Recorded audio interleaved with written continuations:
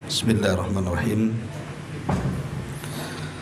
Assalamualaikum warahmatullahi wabarakatuh.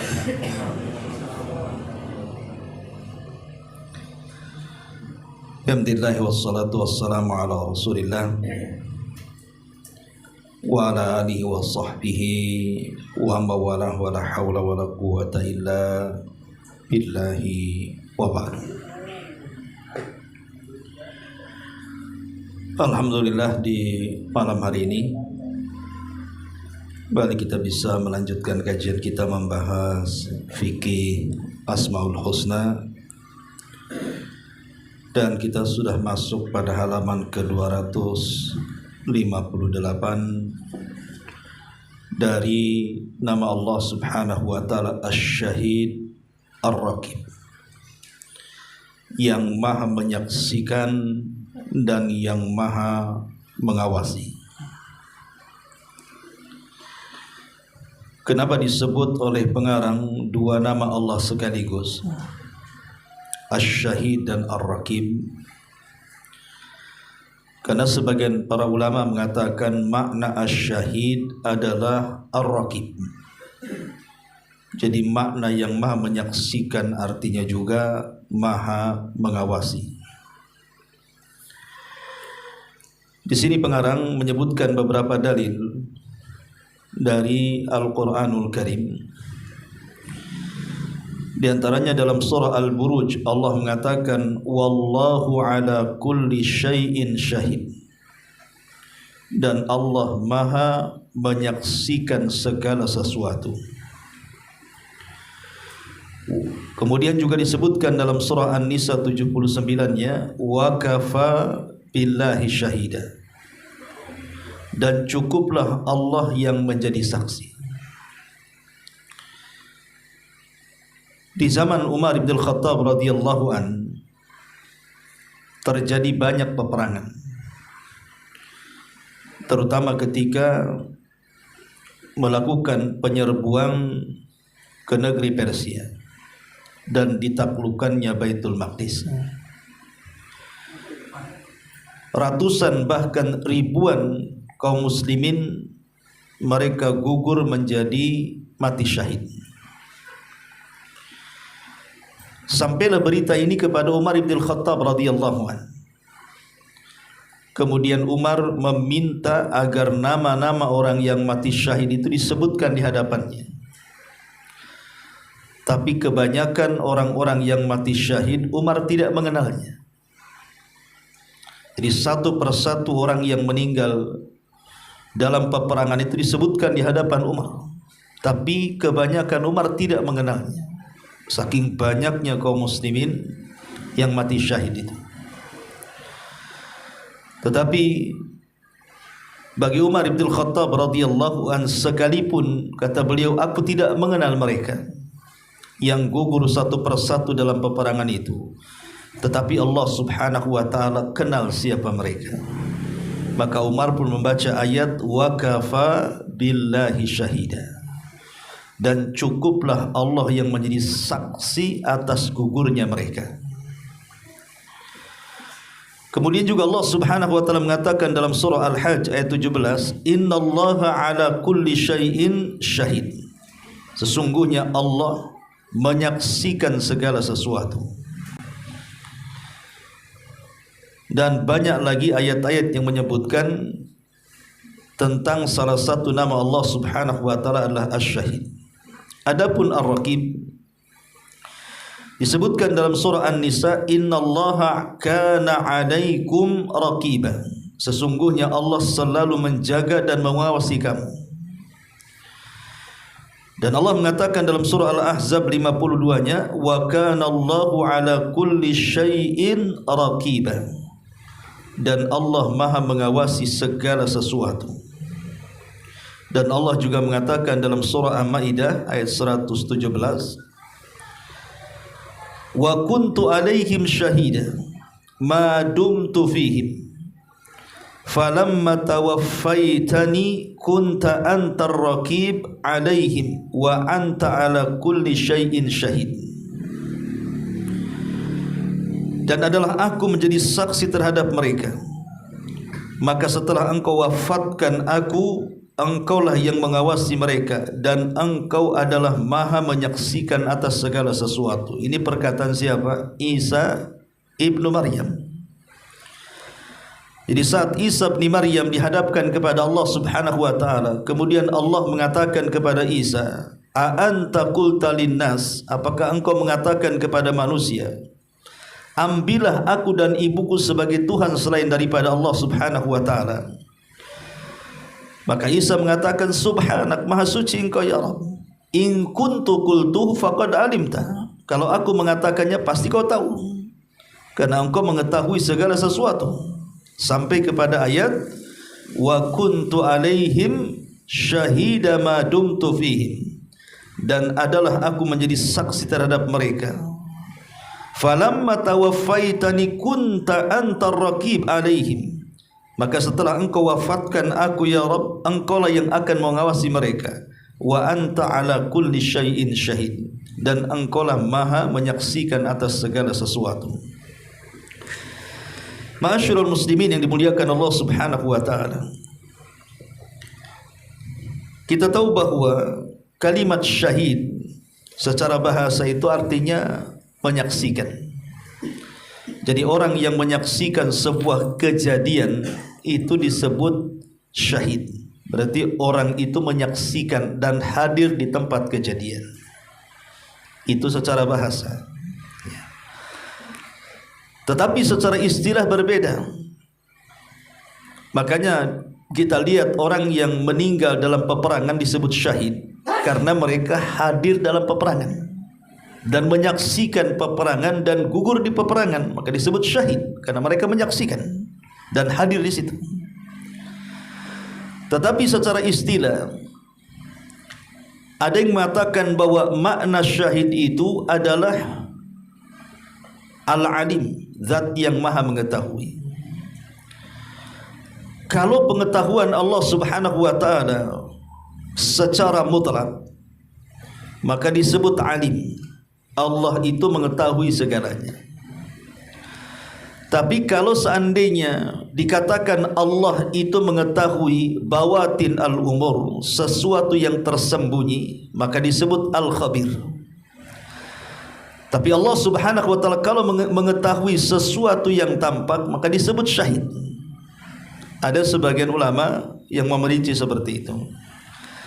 Tetapi para ulama banyak yang mengatakan bahwa syahid adalah sesuatu ya'lam mengetahui sesuatu yang gaib bagi kita. Karena bagi Allah Subhanahu wa taala itu tidak ada yang gaib. Sesuatu yang kita anggap gaib bagi Allah itu tidak gaib. Seperti umpamanya alam para malaikat bagi kita gaib, karena kita tidak pernah mampu memandang para malaikat. Alam jin bagi kita gaib, sekalipun mereka memandang kita, kita tidak bisa memandang mereka. Jadi yang gaib bagi kita, bagi Allah itu tidak gaib. Itu makna syahid. Ketika antum bicara kepada saya tidak bisa menerka apakah pembicaraan yang antum lontarkan di lisan antum itu sesuai dengan hati yang tersembunyi dalam dada antum. Saya tidak mengetahui apakah ada kesesuaian. Bisa saja mungkin hatinya bermaksud baik, tetapi lisannya saja manis. Ya. Kita ini hanya bisa berhukum dengan hukum zahir saja, karena kita tidak pernah mengetahui isi hati manusia. Lah sesuatu yang gaib bagi kita, Allah tidak gaib. Allah mengetahui isi kandungan hati kita sebelum kita mengucapkan, Allah sudah tahu. Ya, karena Allah adalah asy-syahid. Allah itu menyaksikan segala sesuatu yang menurut kita gaib, menurut Allah tidak gaib.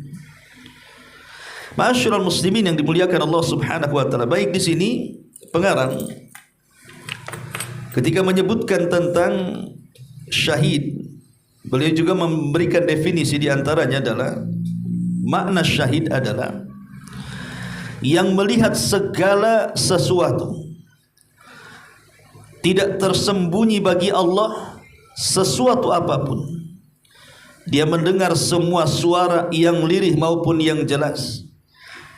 Dia melihat segala yang ada, yang lembut maupun yang kasar, yang kecil maupun yang besar. Ilmunya meliputi segala sesuatu dan dia menyaksikan perbuatan baik dan jelek para hambanya. Lihat di sini, sedemikian detilnya nama Allah Asy-Syahid. Kata beliau, dia melihat segala sesuatu yang tersembunyi bagi kita. Bagi Allah Subhanahu wa taala tidak ada yang tersembunyi. Kemudian dia mendengar semua suara yang lirih maupun yang jelas. Kalau kita terkadang hanya mendengar yang jelas-jelas saja. Terkadang ada orang yang ngomong di hadapan kita, terkadang kalau telinga kita agak budak, kadang-kadang kita tanya, bisa diulang enggak? Tadi ngomong apa kamu? Padahal orang yang dekat tuh. Ya. Tapi bagi Allah Subhanahu wa taala, dia mendengar semua suara yang lirih maupun yang jelas. Seperti yang terjadi ketika seorang wanita mengadu karena diceraikan suaminya kepada Nabi sallallahu alaihi wasallam. Kemudian dia meminta kepada Rasul untuk rujuk. Ketika suaminya mengatakan, "Anti ka dhahri ummi," engkau itu seperti punggung ibuku. Maka dia mengadu kepada Rasul. Kata Rasul, kalimat itu menurut ala jahiliyah adalah kalimat cerai, karena ketika itu belum ada syariat dihar. Wanita ini sedih karena tidak bisa rujuk lagi kepada suaminya, karena Rasul sudah mengatakan itu kalimat cerai dalam bahasa jahiliyah. Setiap hari wanita ini mengadu kepada Rasul untuk rujuk. Sampai pada waktunya ketika wanita ini datang menghadap Rasul, di situ ada Aisyah radhiyallahu anha berdekatan duduknya. Tiba-tiba Allah Subhanahu wa taala tulikan Aisyah tidak mendengar apa percakapan Rasul dengan wanita itu. Menunjukkan bahwa terkadang pendengaran kita ini terbatas. Ada kalanya kita tidak bisa mendengar. Tetapi pendengaran Allah Subhanahu wa taala tidak terbatas, dan itu bagian daripada makna syahid. Dia mendengar semua suara yang lirih maupun yang jelas.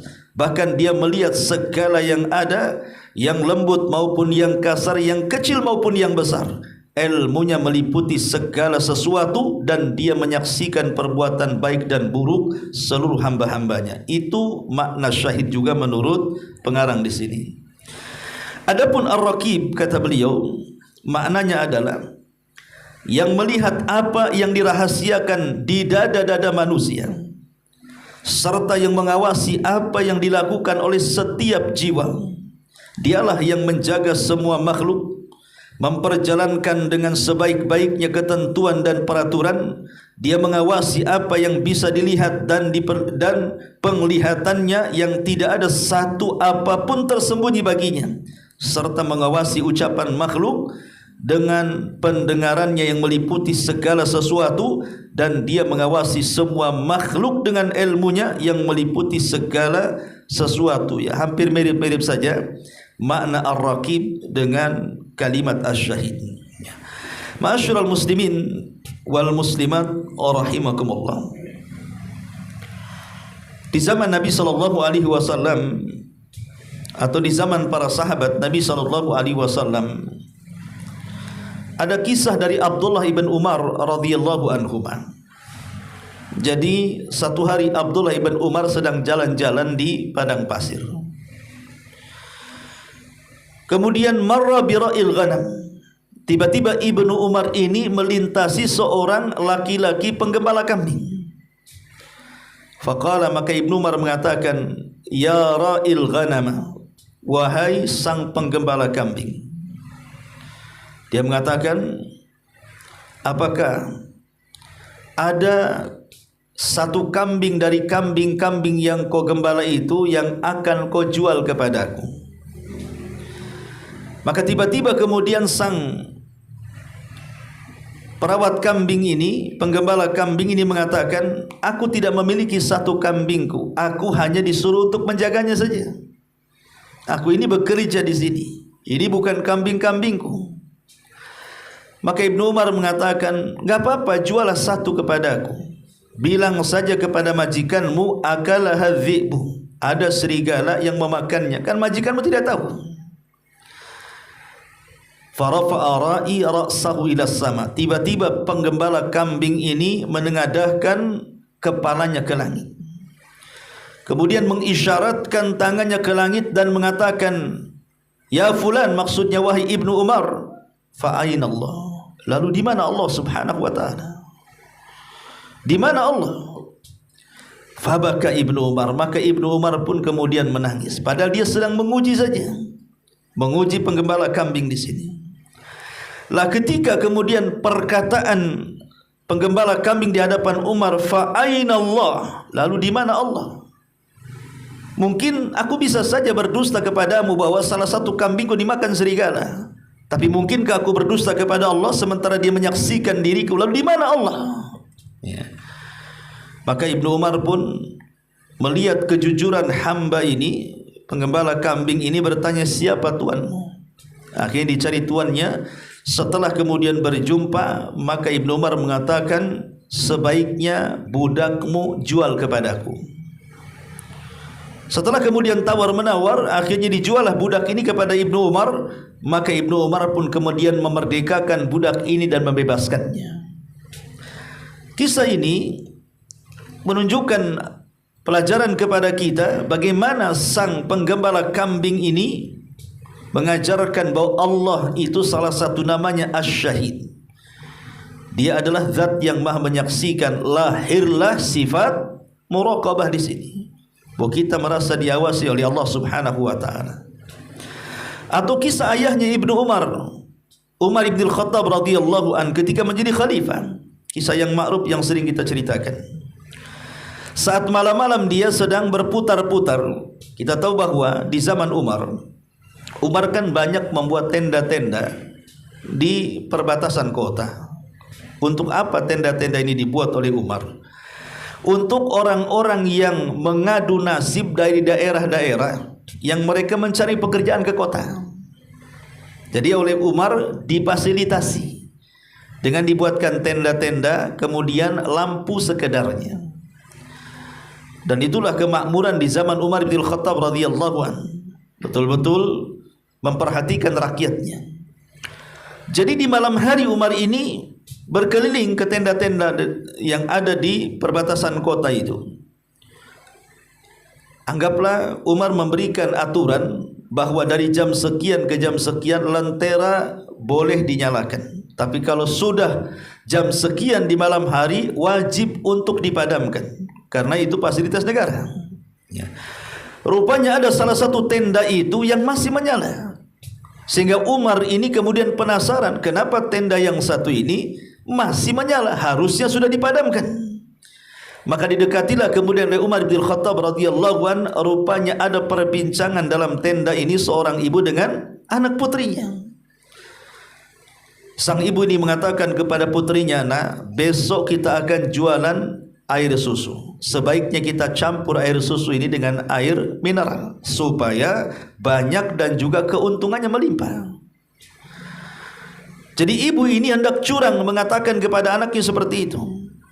Tetapi kemudian anak putrinya ini rupanya wanita salehah. Dia mengatakan kepada ibunya dan mengatakan, tidak boleh curang wahai ibunda, karena aturan Amirul Mukminin Umar bin Khattab sudah jelas, tidak boleh ada curang dalam dagang. Ibunya mengatakan, wahai anakku, bukankah Amirul Mukminin Umar bin Khattab tidak tahu kalaupun kita mencampur air susu dengan air mineral? Kan dia enggak tahu. Kemudian putrinya mengatakan, wahai ibunda, sekalipun Umar tidak tahu, sekalipun khalifah tidak tahu, tetapi dia punya Rabb, dia punya Tuhan.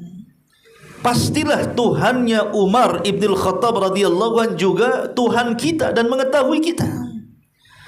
Lah Umar ibn Khattab radhiyallahu anhu yang mendengarkan percakapan itu di luar tenda, dia takjub ya atas kejujuran wanita itu. Makanya dia langsung pulang. Kemudian dia mengumpulkan anak laki-lakinya dan mengatakan, siapa di antara kalian yang siap menikah? Kemudian adalah salah satu putra Umar namanya Qasim ibnu Umar, saudara daripada Ibnu Umar radhiyallahu anhuma. Dia mengatakan, saya wahai abi. Maka ketika Qasim sudah siap menikah, akhirnya Umar pun melamarkan gadis yang jujur tadi. untuk menjadi istri daripada putranya Qasim. Dari pernikahan gadis yang jujur tadi dengan Qasim lahirlah seorang wanita namanya Laila. Dari Laila ini lahir seorang khalifatul Islam, Umar bin Abdul Aziz. Lihat bagaimana wanita ini, wanita yang saleh ini, yang jujur kepada Allah subhanahu wa ta'ala, mengajari ibunya tentang nama Allah subhanahu wa ta'ala Asy-Syahid, bahwa Allah itu menyaksikan. Umar bisa ditipu, tapi Allah tidak mungkin bisa ditipu karena dia syahid. Ya. Itulah di antara kisah-kisah tentang nama Allah subhanahu wa ta'ala Asy-Syahid. Tetapi sering saya ulang-ulang bahwa ketika kita mempelajari nama Allah Asy-Syahid, Ar-Raqib, dan nama-nama Allah yang sudah kita pelajari, ya, tentu yang paling penting dari mempelajari nama Allah dan sifatnya itu adalah pengaruh keimanannya apa. Kita mempelajari nama-nama Allah itu pengaruh bagi kehidupan kita apa sebenarnya. Ini yang penting, ya. Asar imannya apa? Yang pertama, bahwa ketika kita mempelajari nama Allah Asy-Syahid, bahwa dia zat yang maha menyaksikan, bahwa dia zat yang maha mengawasi, maka pertama, an yastahdhiral abdu syuhudallahi lahu, menghadirkan dalam kehidupannya, atau seorang hamba menghadirkan dalam kehidupannya seolah-olah dia menyaksikan Allah subhanahu wa ta'ala. Karena Allah melihat kita, mendengar kita, seolah-olah kita melihat Allah subhanahu wa ta'ala. Dan itulah yang disebut dengan darajatul ihsan. Ingat ketika Nabi SAW ditanya oleh Jibril, apa itu ihsan? Apa kata Rasul? An ta'budallah ka'annaka tarah. Engkau beribadah kepada Allah seolah-olah engkau melihatnya. Kalaupun engkau tidak mampu melakukannya, maka yakinlah Allah subhanahu wa ta'ala melihat kita. Jadi dengan meyakini Allah zat yang maha menyaksikan, zat yang maha mengawasi, maka hadir dalam kehidupan kita seolah-olah kita melihat Allah. Kalau tidak bisa yakini Allah memperhatikan kita, maka lahirlah sifat ihsan dan muraqabah tadi. Yang kedua, mudafa'atul ma'asi.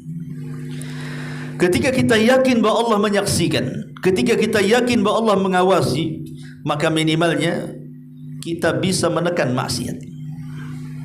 Kita bisa menekan kemaksiatan kepada Allah subhanahu wa ta'ala. Kenapa? Karena lahir dari keyakinan Allah menyaksikan dan mengawasi itu perasaan takut. Perasaan takut. Karena kita sedang diawasi oleh Allah subhanahu wa ta'ala. Dari perasaan takut inilah akhirnya kita pun menjauh dari kemaksiatan kepada Allah azza wa jalla. Karena seorang mukmin jangan lagi cerita maksiat. Seorang mukmin itu beramal soleh saja harus disertai dengan takut.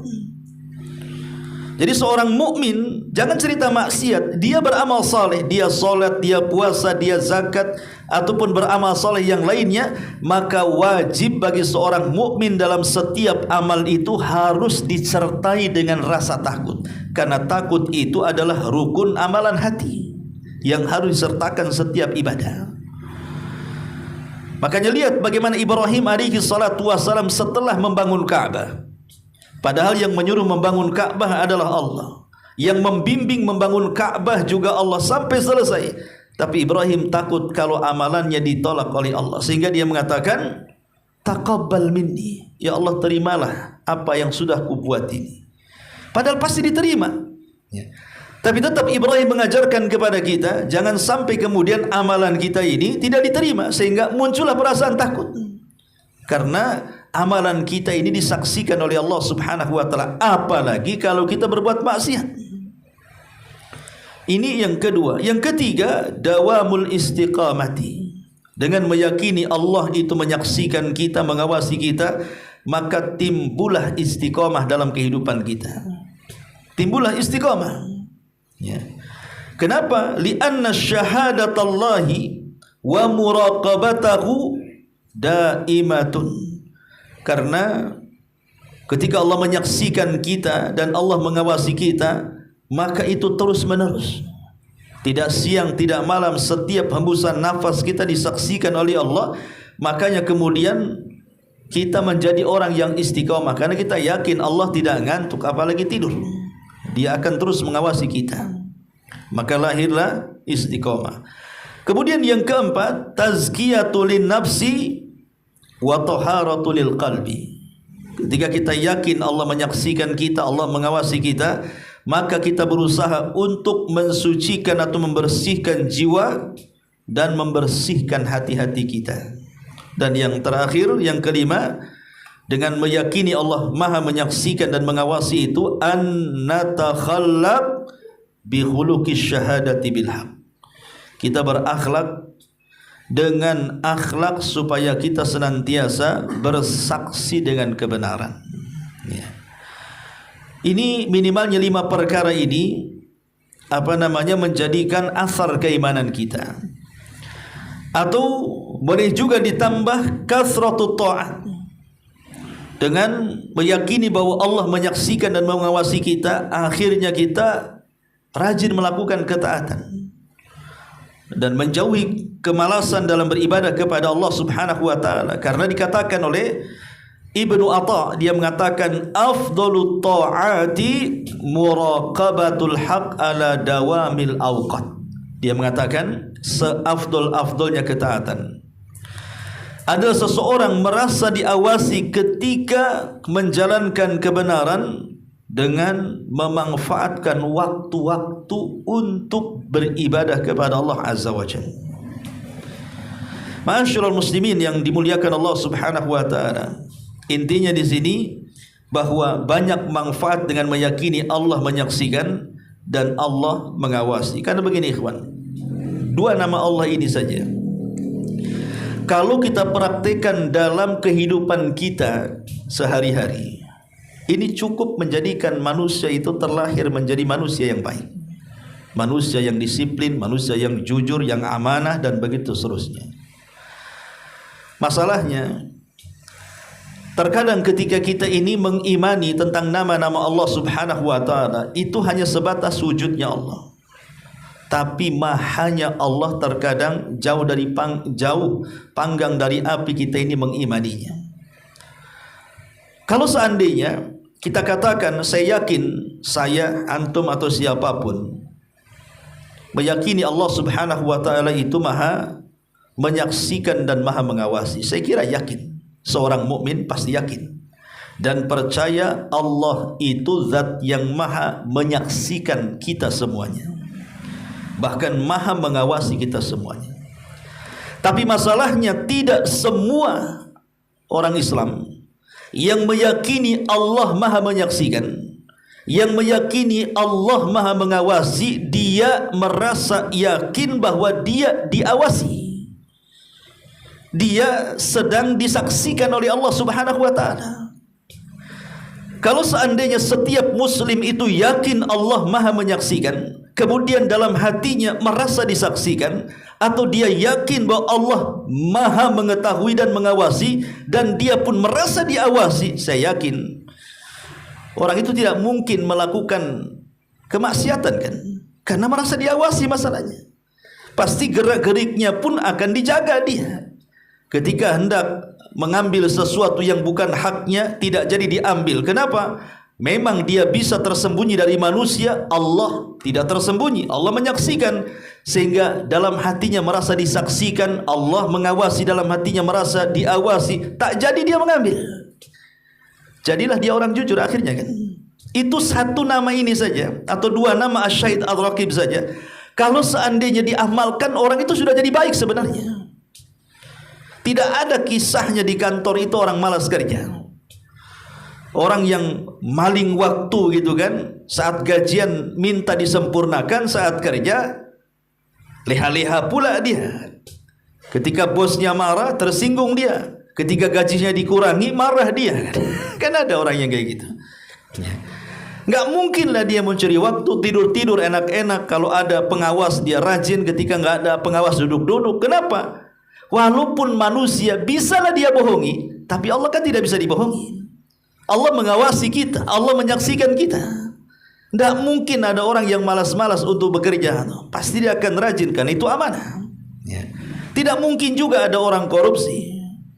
Kenapa terjadi korupsi di negara kita ini? Bahkan boleh dikata sudah akut gitu ya. Bukan hanya dulu ada namanya BPK, ada namanya KPK, macam-macam tuh badan pengawas tuh. Kenapa terjadi adanya pengawasan coba? Karena hilangnya kejujuran di bangsa kita ini. Ngapain coba? Kan sudah ada pengadilan, sudah ada polisi, dibentuk lagi badan-badan pengawas keuangan, menunjukkan bahwa kejujuran di negeri kita ini sudah krisis. Karena harus dibentuk badan-badan pengawasan masalahnya. Kalau seandainya warga negara Indonesia yang ditanamkan tentang tauhid nama dan sifat bagi Allah, cukup ditanamkan sifat syahid dan raqib, bahwa Allah itu menyaksikan dan Allah itu mengawasi, tidak perlulah dibentuk badan-badan itu. Kenapa? Karena setiap dia hendak maling, dalam hatinya, ya manusia bisa dibohongi, tapi Allah menyaksikan dia, Allah memperhatikan dia, jadi dia ngambil. Lah inilah yang kemudian saya katakan dari awal, krisis tentang pemahaman terhadap nama-nama Allah Al-Husna. Kita ini setakat mengimani Allah itu pada wujudnya saja, tidak sampai kepada maha Allah Subhanahu wa ta'ala. Padahal maha itu penting diimani, supaya tertancap apa sih keinginan ketika Allah itu memiliki nama Asy-Syahid dan Ar-Raqib tadi. Apalagi kalau semua nama diamalkan, maka manusia akan terlahir menjadi manusia-manusia yang baik, yang jujur, amanah, disiplin, dan begitu seterusnya. Karena kalau bicara tentang nama Allah yang sifatnya jamalah, maka kita harus berakhlak dengan sifat itu. Lain kalau nama Allah sifatnya itu jalalah, keagungan, maka kita harus berakhlak dengan kebalikannya. Contoh namanya Allah itu mutakabbir, Allah itu zat yang maha sombong. Jangan pula kita sombong, maka kita berakhlak kebalikannya. Kebalikan sombong apa? Tawadhu, kan itu ya, berendah diri, berendah hati gitu. Tapi kalau nama Allah itu umpamanya Ar-Rahim, Al-Ghafur, maka kita harus mengikuti nama itu sesuai dengan namanya. Allah Maha Pengampun, maka jadilah kita pemaaf. Allah Maha Penyayang, jadilah kita pengasih, dan begitu seterusnya. Termasuk Asy-Syahid juga Ar-Raqib. Ya, di balik dua nama ini tentu ada faedah yang luar biasa. Ma'asyiral muslimin yang dimuliakan Allah Azza wa Jalla, kata beliau di sini, barang siapa yang merenungkan makna dua nama ini, dia akan mendapatkan di antara keduanya terdapat kesamaan. Oleh karena itu Syekh Abdurrahman As-Sa'di rahimahullah ta'ala berkata, Ar-Raqib dan Asy-Syahid itu bersinonim. Keduanya menunjukkan bahwa Allah dengan pendengarannya, dengan penglihatannya, dengan ilmunya meliputi segala ucapan, perbuatan, dan segala sesuatu yang nampak maupun yang tersembunyi. Dialah yang mengawasi apa yang terlintas dalam benak-benak manusia dan apa yang bergetar dalam pandangan manusia, terlebih lagi hal yang nampak dengan amalan perbuatan. Allah mengatakan, Innallaha kana 'alaikum raqiba wallahu 'ala kulli syai'in syahid. Sesungguhnya Allah selalu menjaga dan mengawasi, dan Allah Maha menyaksikan segala sesuatu. Oleh karena itulah kata beliau, perasaan seorang hamba akan pengawasan Allah merupakan semulia-mulianya amalan batin yang Allah meliputinya dengan ilmunya. Jika seorang hamba tersebut merasakan hal ini di setiap keadaan, maka ini akan menjadikan sebagai penjaga batinnya dari setiap pemikiran dan niat yang dibenci dan dimurkai oleh Allah, dan dari setiap ucapan perbuatan yang lahir yang dapat mendatangkan siksa, dan dia akan benar-benar meraih derajat ihsan dalam beribadah, yaitu dia beribadah kepada Allah seolah-olah dia melihat Allah, dan jika dia tidak bisa melihatnya maka yakini Allah melihatnya. Tadi ketika kita menjelaskan tentang pengaruh keimanan itu, salah satunya apa? Tazkiyah li nafsi, kan? Bahwa di antara pengaruh nama Allah Asy-Syahid dan Ar-Raqib itu kita bisa membersihkan jiwa. Karena setiap jiwa kita ini terbentik untuk melakukan kejahatan. Karena kita tahu bahwa jiwa manusia itu kan ammaratun bisu, senantiasa memerintahkan untuk berbuat keburukan. Itu memang jiwa manusia seperti itu. Makanya kenapa ada dosa yang disebut dengan syahwat. Syahwat itu sumbernya nafsu. Lain dengan syubhat, itu sumbernya setan. Ya. Jadi kalau seandainya jiwa ini senantiasa memerintahkan sebuah keburukan, kemudian dia meyakini bahwa Allah zat yang maha menyaksikan dan zat yang maha mengawasi, maka tidak mungkin hati ini juga akan memiliki niat yang jahat untuk melakukan kemaksiatan kepada Allah. Kenapa? Karena Allah saksikan dan Allah tahu sampai ke dalam hati kita. Akhirnya kemudian dia pun berusaha untuk membersihkan hatinya. Ma'asyiral muslimin wal muslimat rahimakumullah. Lah di sini juga beliau menyebutkan banyak sekali dalil-dalil tentang yang menopang dari nama Allah Asy-Syahid dan juga Al-Alim. Wallahu a'lam bishawab. Ini di antara kandungan nama Allah Asy-Syahid dan Ar-Raqib, lebihnya bisa antum baca. Hanya meringkas dari apa yang sudah beliau catat di sini. Taib, sampai di sini.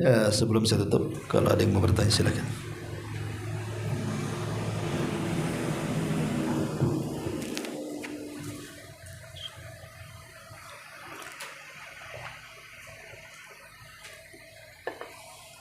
Taib, kalau enggak ada, kita subhanallah bihamdika asyhadu an la ilaha illa anta astaghfiruka wa atubu ilaik. Allahu ta'ala alam. Assalamualaikum warahmatullahi wabarakatuh.